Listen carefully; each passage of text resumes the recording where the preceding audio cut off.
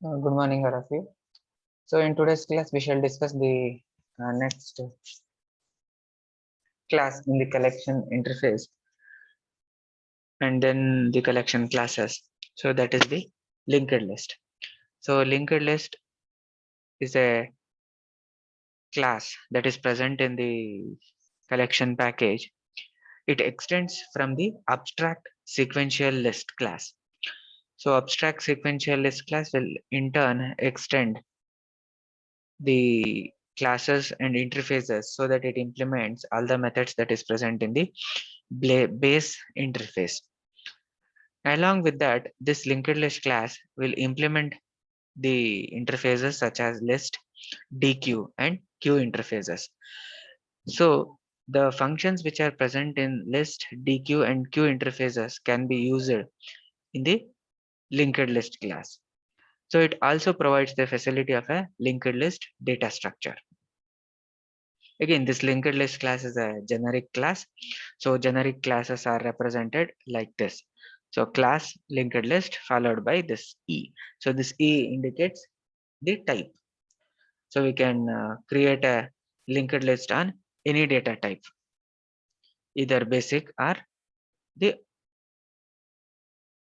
our custom user defined data types can be specified. Linked list can be created using two ways. So the constructors are here. Either it is an empty braces or we can pass a collection object to the constructor. So when the collection is passed as a parameter to the constructor, so all the elements that are present in this particular collection will get added to linked list.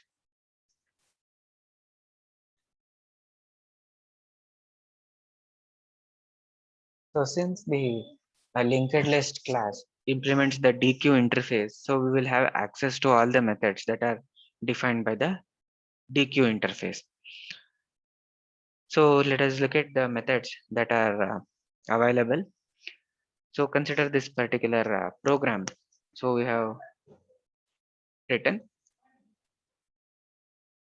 in order to use any collection. So we know that we must import the java.util package. Then a linked list can be declared like this. So linked list followed by the data type in the angular brackets. Then the name of the linked list. So we have taken it as LL. Then new linked list string and the empty constructor. So which means we are not passing any collection.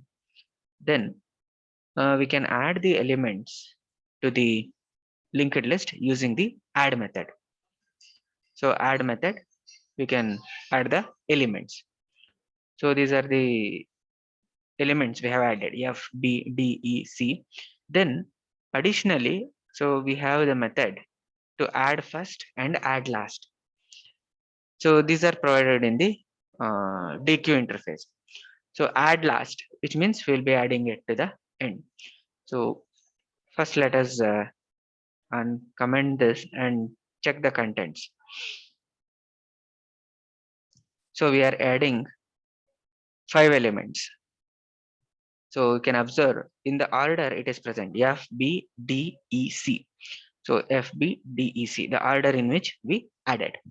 Then we can add an element at the last using the add last. So add last method will add this particular element at the end of the linked list. So you can see Z gets added at the end. So similarly, add first method will add the element at the beginning of the list. So you can see this A came in the beginning.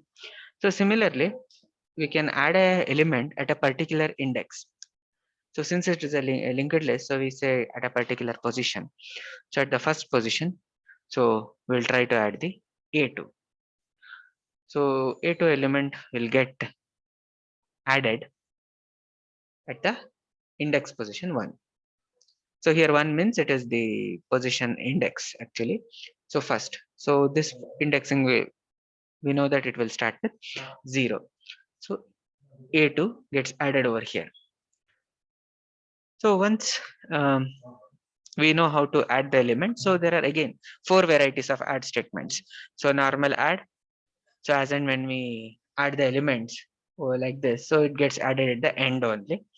Then we can add last, specifically use add last to add the element at the last. Then add first. Now again, if we can use add last, so just observe what change is obtained. So we have used add last 2 times. So anyway, A will be at the end.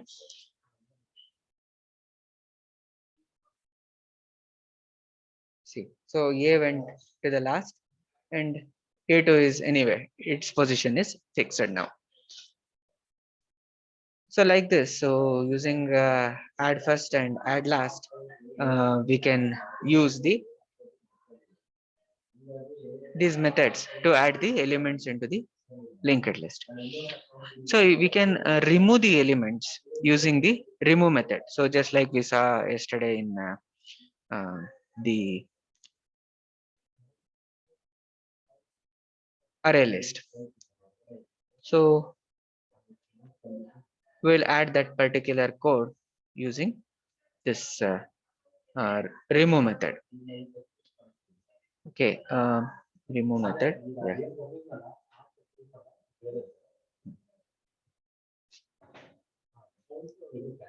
Okay. Yeah. So these are the methods. So remove, just like the array list, in linked list also we can directly pass the object itself so that it gets deleted, or we can also give the index position. So we shall execute till here to verify. We'll comment the remaining part.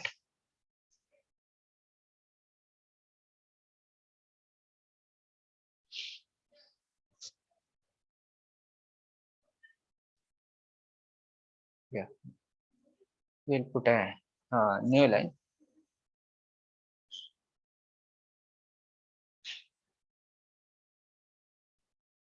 Okay, so here you can see the original content followed by uh, the contents after removing F and 2. So no, F is also not available. Anyway, F, only F was in the second location. After removing F, B will be at the index position 2. So that gets also deleted over here. So F and B are not available in the result. So remove, we can do it either by passing the object itself, so or by passing the index location. So other ways of removing in the dequeue method, so include the remove first and remove last methods.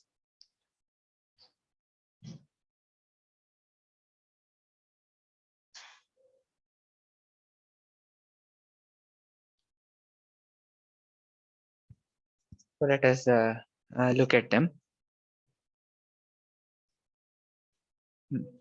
Remove first and remove last. So we shall execute till here, removing the first and last elements. Again, we'll put one new line statement.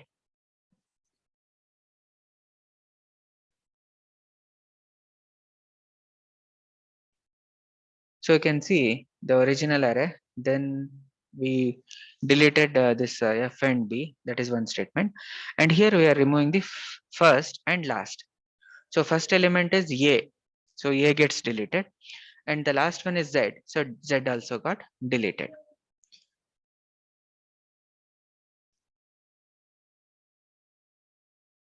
So like this, so we can remove element either at the beginning or at the last, or by passing a specific object, or by passing the index position. We can also extract a value from the linked list and change it also. We can extract the value using the get method. So in order to get a value, so we can use these particular methods. So getting a value, so ll dot get followed by the index. So you can pass the index over there and extract that particular element. So using get. So this is not an array, so we cannot type like this. So within the rectangular basis of 2, we cannot use it because it is not an array. For that purpose, a method is present, get method. For this, we can pass the index. So since it is a method, so we have to put the parenthesis. So we can extract it. Once we extract it, we can also change a index position using the set method. So the method to change the value is set. For this set method, again, we have to pass the index. Along with that, the uh, value that we want to change, that also we can pass. So this set method will just act as a replacement. That's it. So an object is altered and then its value will change.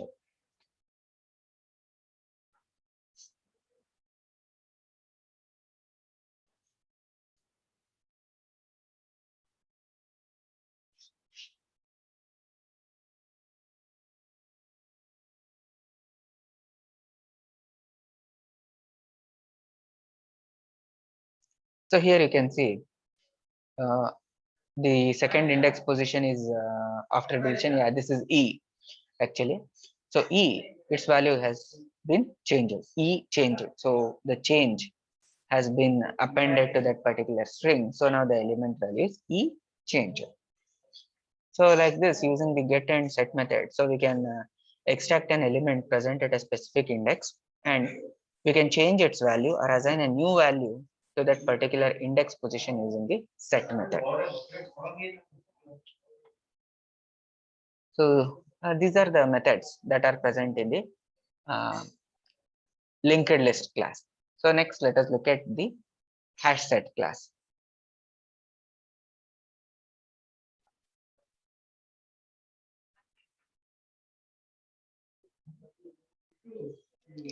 So in the hash set class, it extends the abstract set and implements the set interface. And it creates a collection that uses the hash table for the storage. So hash table will be implemented in the hash set class. So this is a generic class. So its declaration will be like this: class hash set followed by the data type. So E specifies the type of the object that the set will hold. So hash table stores the information by using the mechanism called as hashing. So hashing is nothing but a mechanism where the informational content of a key is used to determine the unique value called as hash code. So if we pass a key, its hash code will be generated. The hash code is then used as a indexing mechanism to the data that is associated with the key. So the transformation of key to a hash code is performed automatically. So for that, we have many algorithms that will convert a key to its hash code.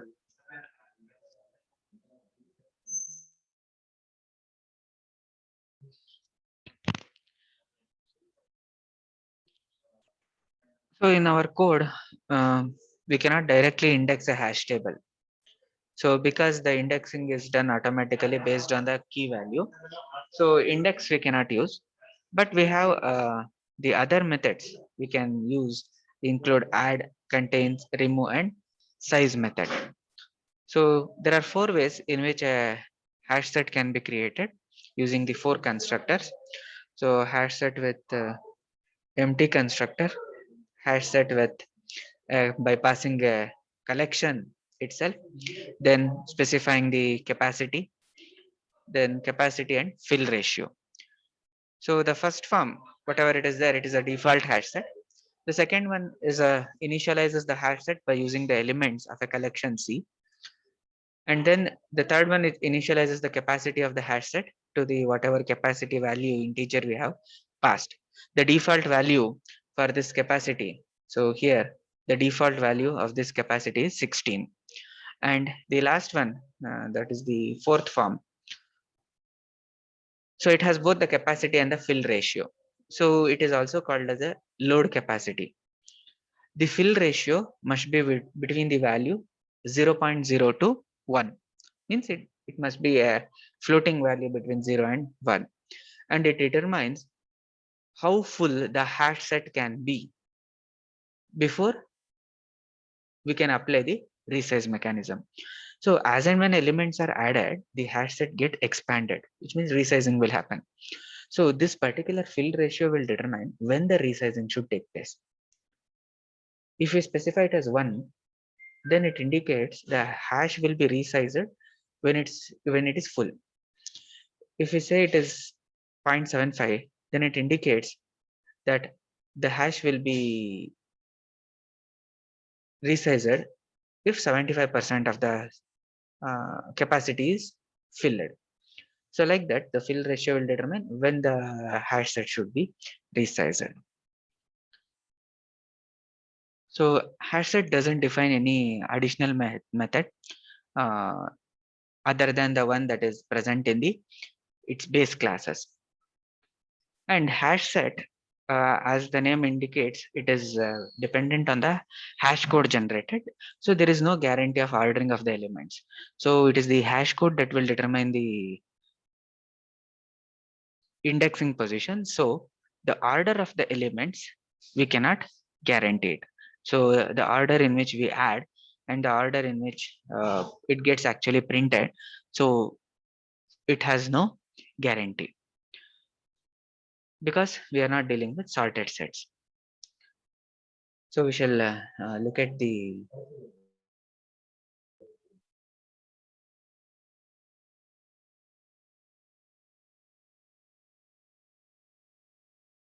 so you can see here the uh, program for the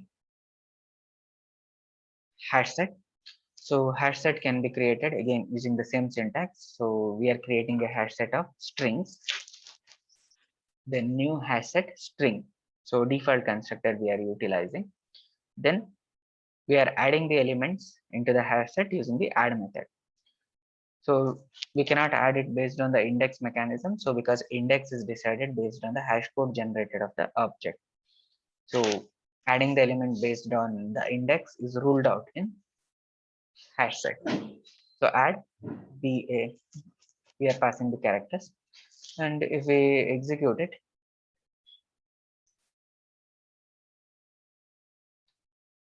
we shall declare it as a public. So output will be generated and there will be no sorted order. So anyway, in this particular example, it is sorted, but actually it depends on the hash code. So see here, even though we entered the elements in a different order. So first we added A, B, then followed by A. But in this, it is different. So it is completely different than the one which we added. So let us now exchange the values and then execute and verify it. So the other methods we can um, use is the contains method. So it returns a Boolean value. So now we can observe it is actually completely changed. Earlier it was ABCD, now it is very much different. So F is in the beginning, B has been pushed away like this. So contains method, it specifies whether an particular object is present in the hash set or not. The remove method can be used to remove any element. So we can pass the element and remove it. So let us put the remove elements and verify.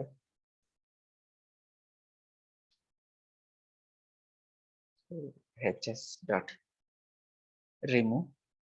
So we shall remove any element. So let us remove C5.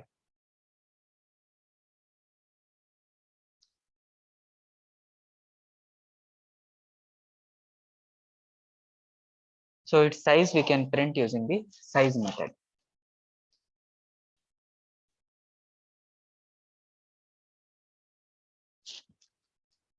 You can see C5 is not present over here, which means C5 has been removed.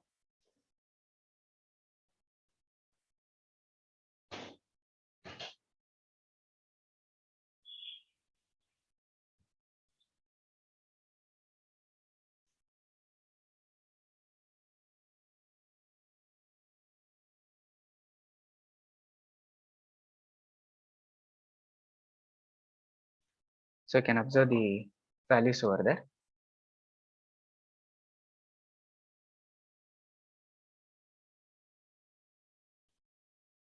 So our original it is present. So in the remaining, when we removed it, so it is not present. So similarly, we can print the size of this hash set using the method size.